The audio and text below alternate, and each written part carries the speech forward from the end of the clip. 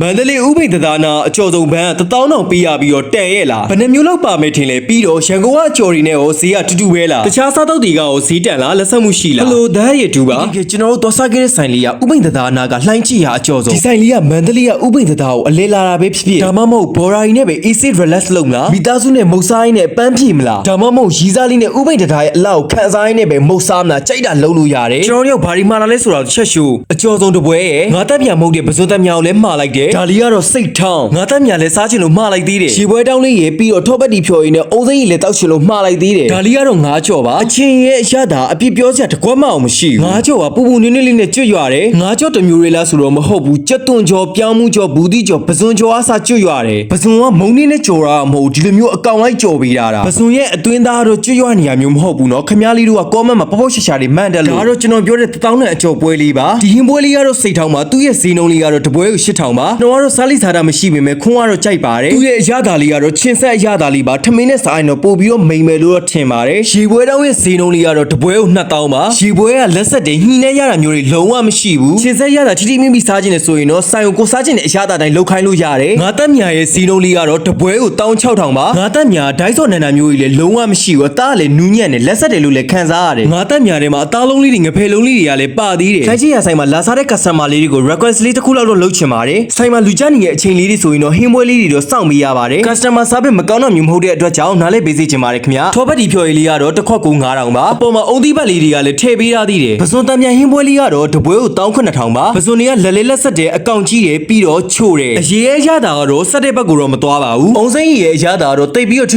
ထူပြောကြတော့မရှိပါဘူးကဲလှမ်းချီရမှာလဲဘိုက်ကောင်းကိုဆွဲပြီးွားပြီဆိုတော့ဥပိ္ပဒသားကြီးပေါ်ကိုတက်ပြီးတော့ဘိုက်ချအောင်လမ်းလျှောက်မယ်လေညင်းခတ်မယ်ပြီးတော့တဘာဝတရားကြီးရဲ့အလှကိုခံစားမယ်ကျွန်တော်ကတော့နောက်တစ်ခါမန္တလေးကိုရောက်ရင်ဥပိ္ပဒသားကြီးပေါ်ကိုလာလေဦးမှာကျွန်တော်နဲ့အတူနောက်ထပ်ဗီဒီယိုလေးမှာပြန်တွေ့ကြမယ်အားလုံးပဲတတာ